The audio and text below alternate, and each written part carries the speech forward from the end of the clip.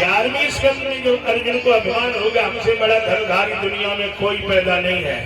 तो आपने सुना होगा महाराज जानते द्वारिका में ब्राह्मण के बालक मर जाते थे चले जाते थे कथा सुनी आप। तो द्वारिका में रो रहा था ब्राह्मण को सुना दूं और शायद फिर मौका मिला न मिला हम लोग चाहोगे तो मिल जाएगा, लेकिन आगे पीछे कथा करेंगे। तो ब्राह्मण गया पुत्र की लाश लेके भगवान के द्वार पर रख दी। द्वारिकाधीश कर बोले सुनो तुमसे बड़ा पापी दुनिया में कोई राजा नहीं। जात राजप्री प्रजा दुखारी सोने नर का वश अधिकारी। जिस देश का राजा पापी होता है उसकी प्रजा दुखी रहती है। तुम इस यहाँ के राजा हो द्वारिका हो, पर महाराज ऐसा पाप नहीं मैंने देखा। तुम्हारे पाप होते हुए हमारे पुत्र मर जाते। जो दुर्वचन कहे ब्राह्मण अर्जुन में खड़े थे भया भड़की किसी का साधारण आगे आप शब्द मत बोलो। जाओ मैं कृष्ण नहीं हूं, बलराम नहीं हूं, मैं पात्र हूं धनुधारी तो लोगों में विख्यात है। जाओ अब की बालक गर्भ में आए तो मुझे सूचित करना, तुम्हारा बालक अब की नहीं मरेगा और अगर मर गया तो अग्नि में चिता बना के मैं जल के राख हो जाता। भगवान मुस्कुराए बारी अर्जुन क्या बात। समय बीत गया, ब्राह्मणी के गर्भ में बालक आया और उसने अर्जुन को सूचित किया। अर्जुन ने बाणों से चारों तरफ से मकान को बिल्कुल बंद कर दिया, कहीं हवा तक नहीं जाए। लेकिन भगवान की लीला अब की बार हर बार तो ब्राह्मण का बालक मरता तो मिट्टी तो मिल जाती थी, लेकिन अब की बार शरीर चला गया। अब ब्राह्मण बोला मैं तो समझता था तुमने पुरुष सुनाया, अपने को धनुधारी कहता है, अब अपनी प्रतिज्ञा पूरी करो। अर्जुन यमपुरी में गए, प्रवेश नहीं मिला, सब जगह लौट है। तब जानते हो अर्जुन ने चिता बनाई, धनुष्मान रख लिया, जलने को तैयार हुए। तब भगवान द्वारकाधीश आ गए, बोले मरो मत चलो। तब भगवान श्री कृष्ण अर्जुन को लेकर के गए जहाँ तक सूर्य का प्रकाश उसके आगे चले, अंधकार था, उसके आगे चले सुदर्शन की प्रकाश और चलते चलते कई कोष निकल गए। तो क्या देखा स्वर्ण मंडित पर एक लंबी जटाएं गिर गई, आंखों की पलके नीचे गिरी है। जानते उसको क्या कहते हैं भागवत में? वह है पूर्ण ब्रह्म, उसका नाम है भूमा भगवान। वह कभी इस धरती पे अवतार लेकर के नहीं आता। ये राम कृष्ण जितने भगवान हैं ये उसके अंश से जन्म लेकर के आते हैं। जितना जिसे मुसलमान पैगंबर कहते हैं ये ब्रह्म नहीं है। ब्रह्म पूर्ण ब्रह्म जिसका नाम भूमा भगवान है वो कभी धरती पे अवतार लेकर नहीं आता।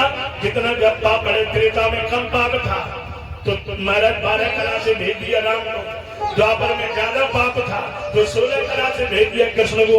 जैसे ट्रांसफार में रखा जाता है गाँव में, ज्यादा कनेक्शन होंगे तो ज्यादा पावर का रखा जाएगा, कम कनेक्शन होंगे तो कम का रखा जाएगा। इसी तरह वह भूमा ब्रह्म भगवान आज मनु जी कह रहे तुम नहीं यही पद बंदत बीदा हरि हर पद रेणु, इनके चरणों की रजती वंदना ब्रह्मा विष्णु महेश करते वह ब्रह्म पुत्र मुझे चाहिए। वो कभी धरती नहीं। इसलिए भगवान ने सृष्टि का सृजन करते समय खुद ही अंदर प्रवेश किया और 10 प्रकार की सृष्टि। सबसे पहले 4 रूपों में सनक सनंदन सनातन सनत कुमार। इनमें से जो सनातन नाम के महात्मा थे उन्होंने ही धरती पे सनातन धर्म चलाया है। इसलिए और धर्म सारे जितने हैं वे सब इसकी शाखाएं हैं, चाहे वो इस्लाम हो चाहे कोई धर्म हो। सनातन धर्म किसी ने बनाया नहीं है। सनातन धर्म अजन्मा है, ये कभी मिटेगा, अजन्मा है, उन्हीं महात्मा ने बनाया। उसके बाद उन्होंने अपने शरीर से भृगु अंगरा पृथु वशिष्ठ अत्र दक्ष रुचि और नारद 10 मानस पुत्र पैदा किए। सृष्टि नहीं बढ़ी तब इन्होंने अपने हाथ से सरस्वती नाम की कन्या को जन्म दिया। ब्रह्मा जी अपनी बेटी से विवाह करने को तैयार जब हो गए तो 10 मानस पुत्र इन्होंने ब्रह्मा को श्राप दिया, तुम जैसा भूत पुत्र कोई नहीं होगा। ब्रह्मा को श्राप दिया, आज के बाद तुम्हारा कोई मंत्र नहीं बन पाएगा, पूजा नहीं करेगा। इसलिए सब देवताओं के मठ मंदिर है, पर ब्रह्मा जी को पुष्कर जी को छोड़ के कोई मंदिर नहीं बनवाता। ब्रह्मा जी को शर्म महसूस हुई, अपने शरीर को त्याग दिया, दिशाओं ने ग्रहण किया और शरीर की छाया से ब्रह्मा ने सृष्टि की रचना की। सबसे पहले एक स्त्री एक पुरुष के जोड़े को जन्म दिया। पुरुष का नाम है स्वामिमनु, कन्या का नाम है शतरूपा। इनसे मैत्री सृष्टि की क्रिया चली और इनसे 5 संतानें हुई, देहूति, आकुति, प्रसूति, प्रीवृत और उत्तानपाद 2 बेटा हुआ था। उनमें से आकुति नाम की कन्या रुचि प्रजापति को विवाही गई, जिससे महाराज एक पुत्र ने जन्म लिया जिसका नाम है धर्म। जो धर्म की 13 पत्नियां हैं, धर्म की 13 पत्नियां हैं। वैसे धर्म की परिभाषा कहां है? धर्म लोग कहते हैं हम बहुत बड़ा धर्म कर रहे हैं, महात्मत हो रही है, यज्ञ हो रही है, हम बहुत बड़ा धर्म कर रहे हैं। धर्म की परिभाषा संतों ने कई प्रकार की बताई, ध्यान देना। सबसे पहला धर्म हो असत्य समुपादक गुंजा, झूठ के समान कोई धर्म नहीं। और दूसरी चौपाई लिख रहे तुलसी बाबा, परहित सर से धर्म नहीं भाई। और तीसरी परिभाषा राम जी बता रहे सीता को, यही के अधिक धर्म नहीं दूजा, और सादर सास ससुर पद। अब ज्यादा से कौन से मिट्टी के लगाए बोलो, पर ये तो सबसे ठीक है कि जीव हिंसा धर्म है कि माता पिता की सेवा। ध्यान देना, ये धर्म ठीक है, पर सबसे बड़ा अधर्म, सबसे बड़ा पाप ये शास्त्रों में इसलिए बताया गया है परीक्षित जी कि आदमी का मन पाप की ओर जाएगा। सबसे बड़ा अधर्म, सबसे बड़ा पाप है। चौधरी साहब जानते हो, व्याकरण का शब्द है कृतज्ञता। कृतज्ञता, कृतज्ञता माने क्या?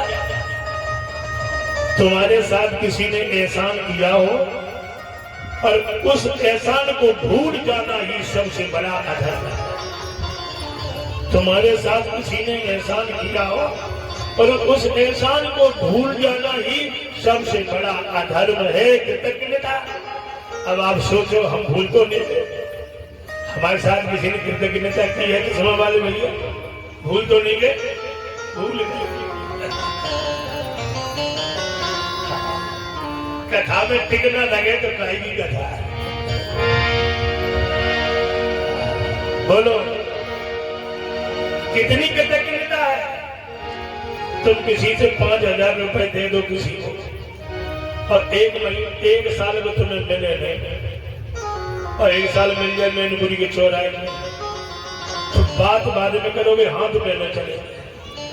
5,000 रुपए लेकर मिला ही नहीं, अरे नहीं देता तो ब्याज तो दे देगा, ब्याज भी दे तो मिल तो जाता, मिला ही नहीं, तो 5,000 पर नाराज हो गए। और कृतज्ञता कभी देखिए इस परमात्मा की, कितना कृतज्ञ है वो, कितना महाराज दयालु है। 1, 2, 4 हजार की बात नहीं है। कोई कह दे 1 लाख रुपए पकड़ो, एक आंख खोल लेंगे, वो है तैयार। 2 लाख ले ले, पैर काटने है कोई तैयार। इतनी बड़ी उसने एहसान किया तुम्हारे ऊपर, इतना बड़ा एहसान किया कि जिसका कोई मूल्य नहीं है, और हम इतने कृतज्ञ हैं कि उसका एक क्षण, 1 मिनट कभी याद नहीं किया। इससे बड़ा कृतज्ञ और कौन हो सकता है? 84 लाख योनियों से छुड़ा के तुम्हें सुंदर मानव का जीवन दे, और ये जीव इतना निकम्मा निकला, इतना कृतज्ञ निकला कि कभी बैठ कर उस भगवान की 1 मिनट बैठ गए, सबसे बड़ी कृतज्ञता। अगर आप उस पाप से बचना चाहते हो, उस अधर्म से बचना चाहते हो, तो मैं आपसे भी निवेदन करूंगा कि कृतज्ञ मत बनो उस परमात्मा के। एक संत ने बड़ा सुंदर पद लिखा है,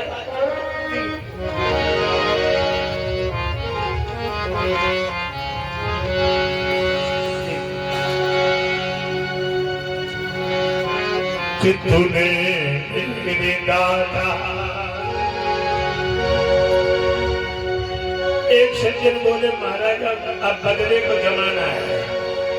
ऐसा कोई तुम्हें एक गाली दे तुम उसे दो गाली सुनाओ, कोई एक तमाचा मारे तुम दो मारो, सब में बराबरी है महाराज। और एक आरएसएस के भैया मिले, बोले महाराज हम एक दुआ कह रहे थे, जो तो को काटा वो ताए वो तू फूल। और खड़े हो गए महाराज सुविधा बदल दो, अब जाए बहुत दिन हो जाता। तब वो बोलेगा वैसा करो, जो तो को काटे वो ताए वो तू भाला। अब वो भी क्या जानेगा पड़ा किसी से। तो कहते गए सब नहीं बदला महाराज, सब नहीं बदला। तो बोले हाँ महाराज सब नहीं बदला। तब मैंने कहा सुनो, भोजन खिलाने वाले को भोजन दो, गाली देने वाले को गाली दो, तमाचा मारने वाले को तमाचा दो, बदला है। लेकिन बताओ जिसने तुम्हें ये जीवन दिया है उसको बदले में क्या दे दिया? जिसने ये जीवन दिया है उसे बदले में क्या देंगे? तो चुप रहे, तो ध्यान देना से क्या देगा? तूने मेरे दाता मुझे और सब कुछ दिया है, तूने मेरे दाता मुझे और सब कुछ दिया है। तेरा शुक्रिया है, तेरा शुक्रिया है।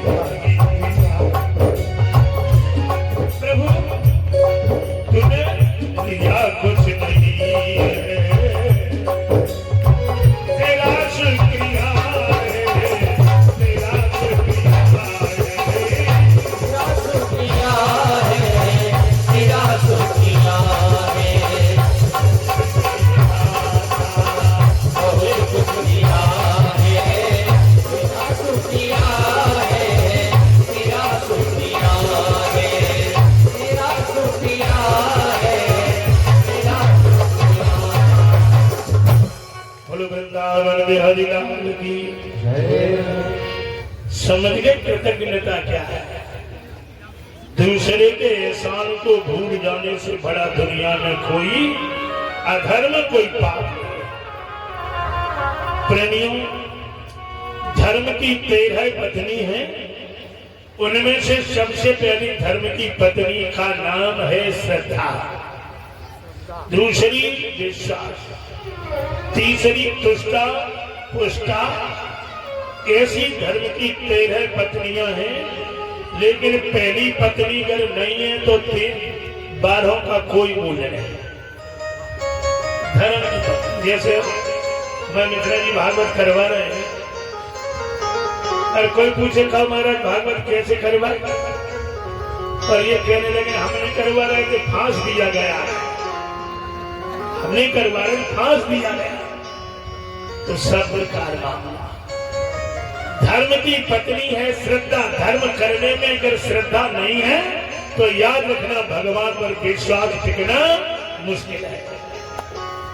इसलिए धर्म की पहली पत्नी श्रद्धा, फिर विश्वास, फिर मैत्री, फिर दुष्टा मन मजबूत। ऐसी धर्म की 13 पत्नी में पहली पत्नी होना। एक कोई विदेश की महिला थी, बड़ी सजी बजी, कहीं जार बाहर जाना था, सामान था ज्यादा, सुनो होते नहीं स्टेशन पे चढ़ाने वाले, ध्यान देना कुली सुन बेंजी बोली हमारी ट्रेन आने वाली है, हमें चढ़वा दोगे क्या? बोले हमारा तो काम ही है। थोड़ा सामान था ज्यादा, कुली ने सूटकेस रखा सिर पर, एक बैग जाने का, एक बैग जाने का। और गाड़ी आई, रुकती थी 2 मिनट, तो महाराज थोड़ी देर तो भीड़ थी, ज्यादा चढ़ न पाए, तो कुली ने क्या किया, गाड़ी धीरे धीरे रेंगने लगी, तो दोनों तड़का पकड़ लिए खिड़की के, और जो अंदर थे तो बोले मेरे ये नहीं चढ़ पाएगा तो मर जाएगा करके, तो दोनों लोगों ने, अंदर के लोगों ने उसके दोनों हाथ पकड़ के भीतर खींच लिया, चढ़ाई बोले। तो बोला मानो, कहने लगा कुली चढ़ तो आए लेकिन हमें कौन जाना है, जिसको जाना था वो तो नीचे स्टेशन पर है, तो महाराज तुम क्यों चढ़ाए? बोले हम चढ़ इसलिए आए, तुम लोग बोले सावा चढ़ जाओ, सावा चढ़ जाओ, सावा चढ़ जाओ, तो हम चढ़ जाए, हमने जाना है। इसलिए कभी कभी शाबाश में भी काम बिगड़ जाता है, कर जाए। धर्म के काम में श्रद्धा का होना बहुत जरूरी है, इसलिए लिखा है भवानी शंकर बंदे श्रद्धा विश्वास रूपणु। अगर श्रद्धा है तो विश्वास साथ नहीं आएगा।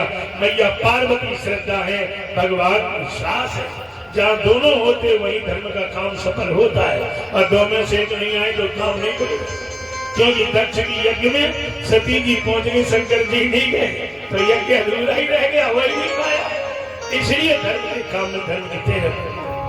दूसरी बेटी का नाम है प्रसूति, तो दक्ष प्रजापति के साथ निभाई गई, और एक सुंदर कन्या जिसका नाम है देवहूति, ये महात्मा करदम जी के साथ निभाई गई। ध्यान देना, अब क्या बताएं, कथा तो इतनी प्यारी है कि क्या करदम जी महाराज आज भी हरिद्वार में बिंदु सरोवर जहाँ तपस्या की मौजूद है, और इन्होंने 10,000 तक तपस्या की। और जब भगवान प्रसन्न हो गए, वरदान देने को आए, तो भगवान ने कहा कि मुझे मांगो, तुम्हें क्या चाहिए?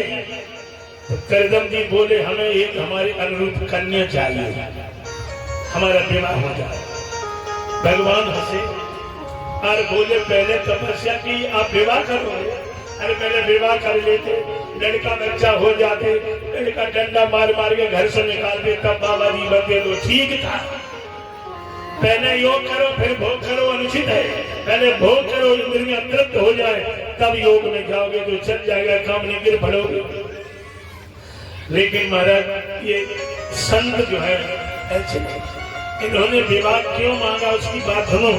हर आदमी को शादी करना जरूरी है, पर जरूरी क्या नहीं है ये समझो। जरूरी इसलिए कि जब दुनिया में जन्म लेके आते हैं तो हमारे पास 3 ऋण होते हैं। एक ऋण होता है माता पिता का, एक ऋण होता है गुरु का, और एक ऋण होता है पितरों का। और अगर संतान नहीं हुई तो 15 दिन जो श्राद्ध पक्ष होते हैं, तुम्हारे पुरखा प्यासे ही मर जाएंगे। क्योंकि भागवत में आया है, जो लोग अपने जीवन में कभी पुत्र नहीं पाते हैं तो खुद को नरक में जाते हैं, पुरखों को भी ले जाते हैं। इसलिए पितरों को ऋण से उद्धार होने के लिए विवाह करना जरूरी है, पर जरूरी ज्यादा क्या नहीं है। एक बेटा हो जाए फिर घर ही में मत डटे रहो। एक बेटा होने के बाद एक तुलसी की माला इनको दो और एक तुलसी की माला आप पकड़ो, एकांत में कहीं निवास करके भगवान का भजन करो। क्यों? जैसे किसी नदी को पार करने के लिए नाव और नाविक की जरूरत है, इसी तरह भवसागर से पार होने के लिए प्यारे पति और पत्नी एक नावक सहज पार जाता। सज्जनों, आज जो है महात्मा मनु जी जो है, देखिए मनु जी के 5 संतान हैं। ध्यान रखना, बैठो बैठो बैठो बैठो बैठो। थोड़ी सी बात बता रहा, मनु महाराज जी के, ध्यान देना लोग, 5 संतानें हैं, 2 बेटा और 3 पुत्री। पर एक बात ध्यान देना, एक बेटे का बेटा तो इतना महाराज भक्त हुआ कि जिसने 5 वर्ष की उम्र में भगवान को ऊपर से नीचे उठा दिया। ध्रुव सगिलान के पेड़ भर नाम, ध्रुव जी ने 5 वर्ष की उम्र में भगवान को ऊपर से नीचे उतार निकलेगा, उत्तान बांधा नाती मनु जी का, और एक बेटी का बेटा तो स्वयं भगवान ही है। देवहूति के गर्भ से भगवान कपिल हुए ना, तो कपिल स्वयं भगवान है। और हाथी है, घोड़े, ध्यान देना माता आप सुनो, इतना परिवार होने के बाद भी चौधरी साहब मनु जी का आंसू बन गया, रोती रहती है। किसी ने पूछा मनु जी से, तुम्हें क्या नहीं मिला कि तुम उतने दुखी हो? राज्य है, रानी है, बेटा है, बेटी है, हाथी है, घोड़े है, सब कुछ है, तो रोते क्यों? तो मनु जी ने प्यारे बड़ा सुंदर उत्तर दिया। मनु जी बोले, सब कुछ मिल गया जीवन में, लेकिन श्रोता मनु जी कहते हैं जिसके लिए ये जीवन मिला था वो आज दिन तक नहीं मिला, जिसके लिए ये मानव का जीवन मिला था वो परमात्मा आज दिन तक नहीं मिला। मनु जी कहते हैं हाथी मिले, घोड़े मिले, बेटा मिला, बेटी मिली, सब नाती में, और जीवन में अगर प्यारे राम ना मिला तो सब मिला माटी में, फिर कुछ नहीं मिला। जीवन में अगर राम ना मिला तो सब मिला। किसी ने पंक्तियां लिखी है, जिंदगी में जिंदगी को मुस्कुराना चाहिए, जिंदगी में जिंदगी को मुस्कुराना चाहिए, जिंदगी में जिंदगी का राज मिलना चाहिए, जिंदगी में जिंदगी की शर्त अगर पूरी ना हो तो इस जिंदगी को जिंदगी से रूठ जाना। बोलो गोविंद भगवान की जय। तो ध्यान देना,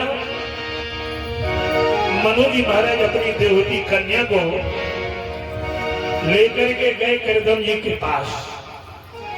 अब ध्यान देना,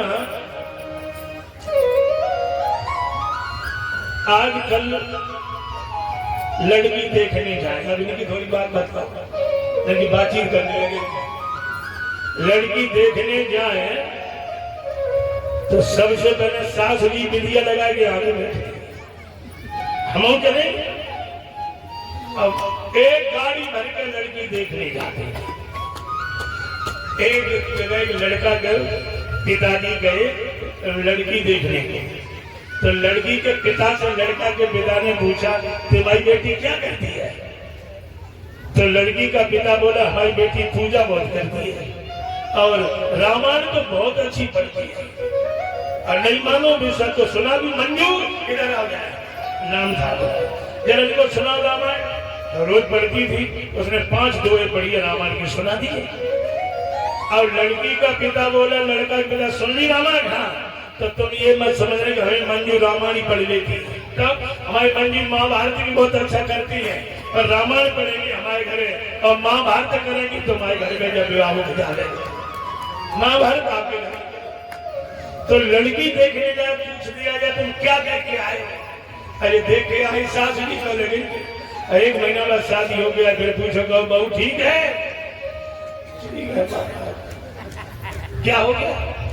अरे क्या बताए महाराज, गए लड़की देखने गए थे, बहू का मुंह बहुत था लड़की का, अब मुंह तो देखने गई थी। ध्यान देना, वन में रहने वाला वनवासी कितना विद्वान है, बुद्धिमान है, उसने देखा कि लड़की मेरे विवाह के लिए आई है, तो पहले पहचान हो कि मेरे योग्य है या नहीं है।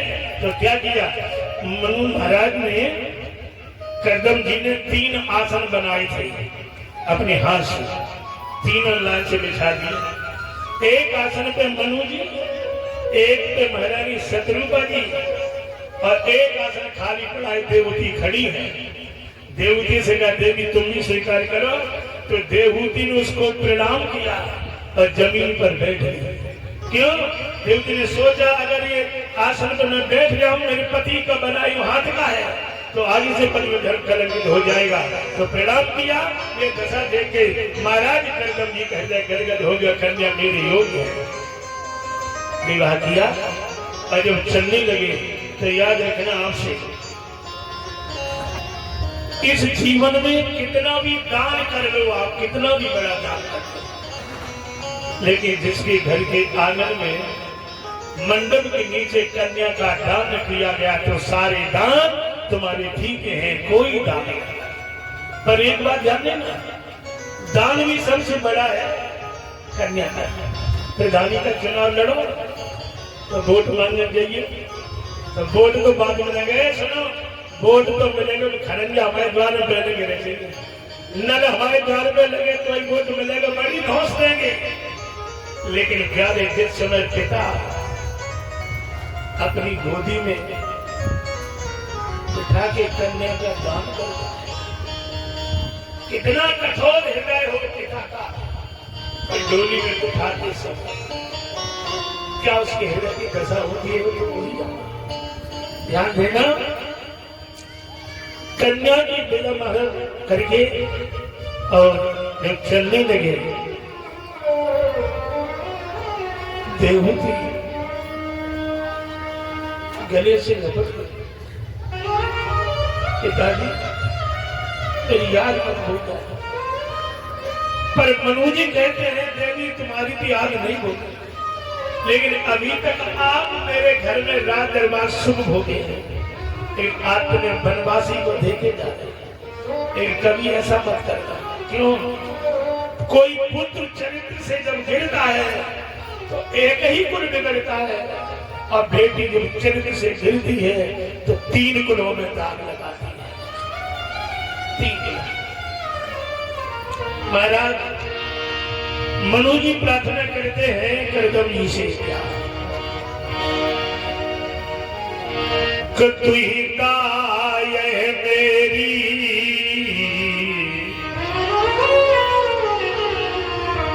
दोहिता माने बेटी,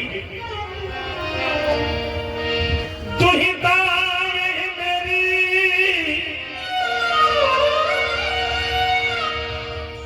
इसने बदी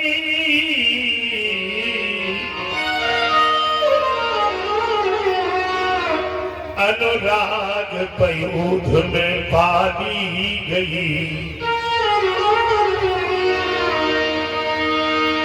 गृह कार्य में भोली अजान रही, सुकुमार तयंत में ढाली गई।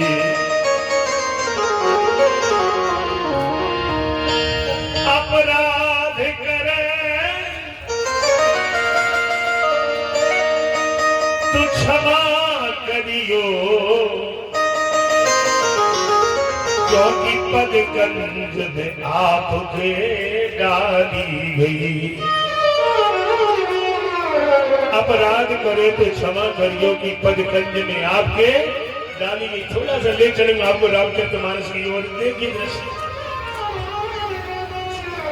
भगवान श्री राम का जब विवाह हो चुका, मैया जानकी की विदाई का समय आया, तो जानते वो लड़का बाद में जाता है मंडप में गूंज छोड़ने के लिए। राम जी गए, महाराज सुनैना ने राम को बुलाया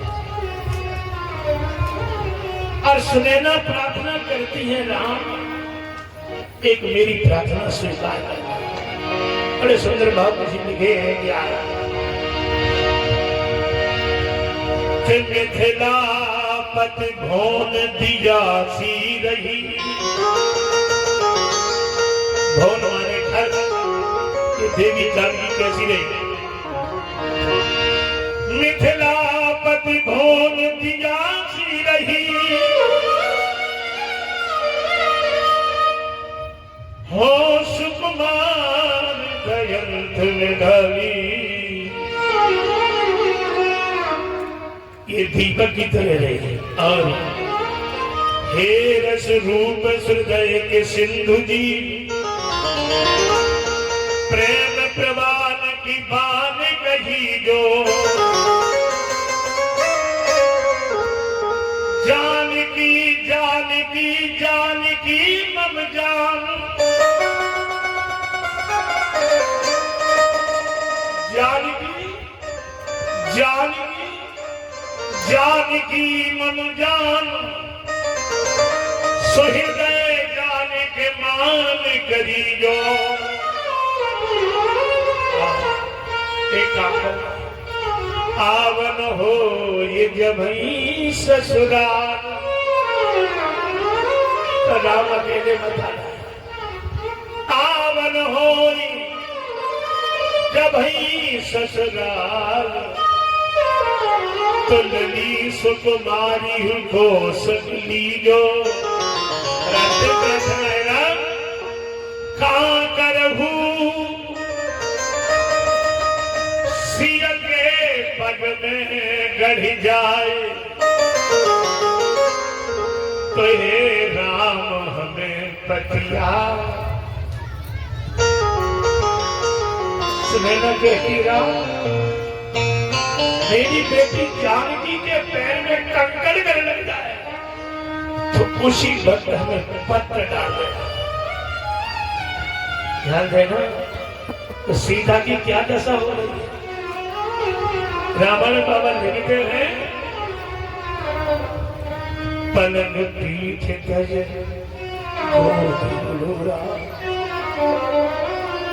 पवन दीन सिया बनबन में मारी मारी कभी नंगे पैर और जब विदाई होने लगी तो आदमी की जो बात छोड़ सीता जी ने तोता पाला था मैना पाली थी वो रो करके कह रही है रोता तोता कहता है यही रोता तोता कहता है यही हे जनक नंदिनी तुम चली कहाँ बोली मैं ना रहूंगी बोली मैं ना रहूंगी सीता सुकुमारी छोड़ चली तुम कहा। अब पालकी में बैठा के जनक जी 6 कोस निकल गए। राजा दशरथ कहते लौट जा पर जनक जी लौट ही की 6 कोस लोग निकल गए तो पालकी रख दी गई भैया।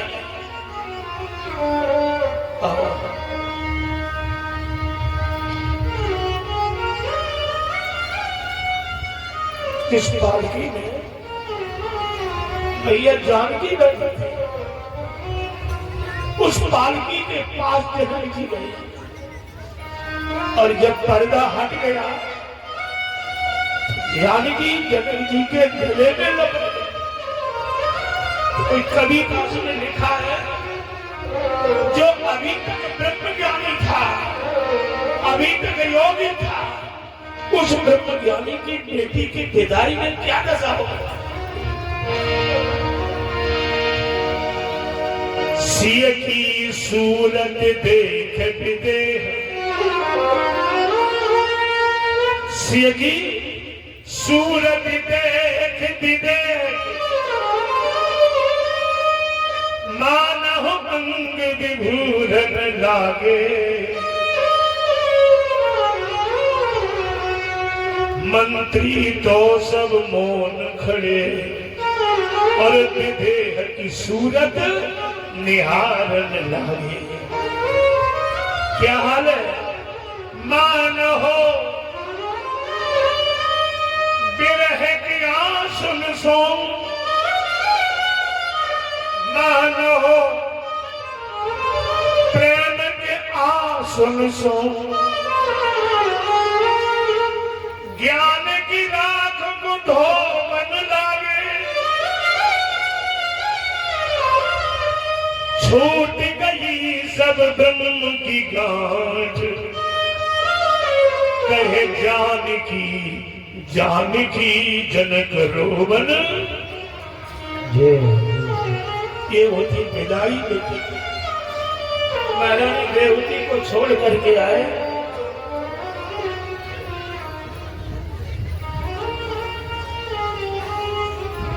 इनके यहाँ 9 कन्याओं ने जन्म लिया।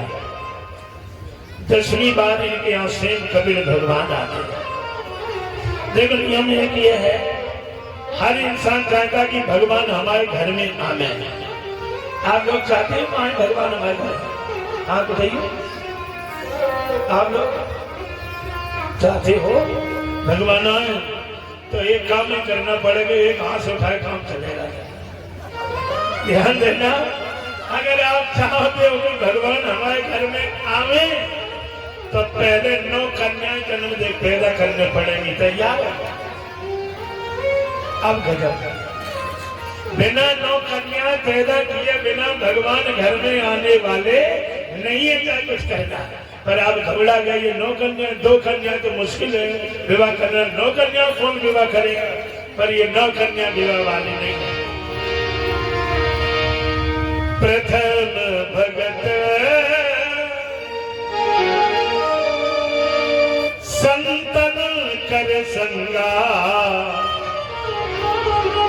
और दूसरी रति मम कथा प्रसंगा। गुरुपद पंकज सेवा तीसरी भगति अमा, चौथी भगत मम गुण गण करहि कपट तज।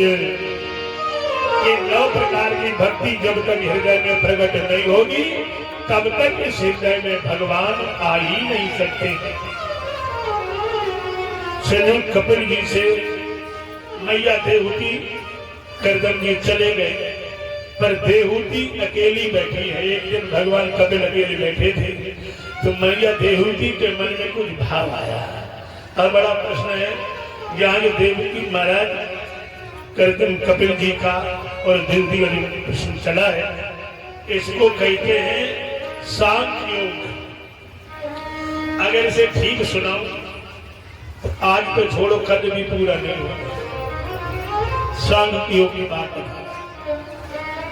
कपिल जी से एकांत में बैठे थे तो मैया के मन में आया, गई और प्रणाम किया। कपिल को पुत्र नहीं भगवान समझ गए और अपने दोनों हाथ जोड़ के प्रश्न किया,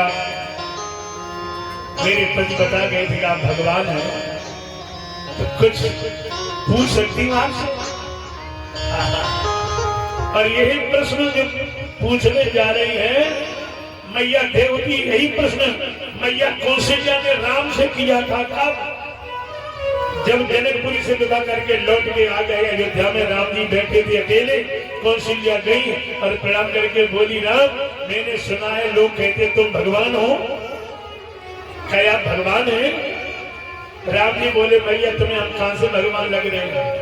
ध्यान देना, कन्हैया ने तो कई बार अपने मुंह से कहा कि हम भगवान हैं, लेकिन राम जी ने अपने मुंह से कभी नहीं कहा कि हम भगवान हैं। पर कौशल्या बोली, राम तुमने 10,000 हाथी की ताकत रखने वाली तारका को एक बाण में मार डाला। जनक पत्थर की शिला पड़ी थी, चरण रज से सुंदर नारी बन गई। और जय जनकपुरी में 10,000 राजाओं से धनुष हिला नहीं, तुम्हें छूने से टूट गया। ये मनुष्य का काम नहीं है, ये तो ईश्वर का ही काम है। अब सच बताओ, ईश्वर हो? तो राम जी के मुंह से निकल गया, मैया अगर मैं ईश्वर हूं तो कोई दिक्कत है आपको? नहीं, राम दिक्कत कुछ नहीं, अगर आप भगवान हैं तो हम जीव हैं। आज तुम्हारी मां नहीं, आज ये कौन तुमसे कुछ मांगना चाहती है, क्या राम दे दोगे आप? राम जी बोले, कैसी बातें कर रही हो, तुम जो चाहो वो राम देने को तैयार है। तो कौशल्या ने क्या कहा? कौशल्या बोली, ये बताओ राम, ये विश्व की रचना किसने की है? बोले, ये विश्व की रचना तो ब्रह्मा जी करते हैं। तो ब्रह्मा जी को किसने बनाया? भगवान बोले, तो मैं नहीं बनाया, ब्रह्मा को तुमने बनाया। ब्रह्मा ने सृष्टि बनाई, तो ब्रह्मा ने ये अवध देश भी बनाया होगा। हाँ हाँ, ब्रह्मा जी ने ये अयोध्या बनाई है। तो राम, जिस ब्रह्मा ने अयोध्या बनाई है उसी ब्रह्मा से हमें थोड़ी सिफारिश कर दो। जिस ब्रह्मा ने अवध बनाया अयोध्या, उस ब्रह्मा से थोड़ी सिफारिश कर दो। राम बोले, क्या कर